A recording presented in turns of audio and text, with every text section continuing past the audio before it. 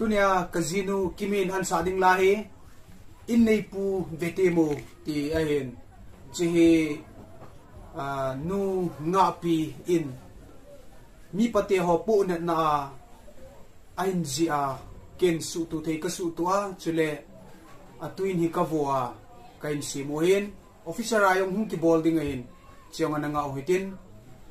chihi mi patam ta chunga lainat na pu na nei nu nga pi amalasim in sa do raning kating anangayo bo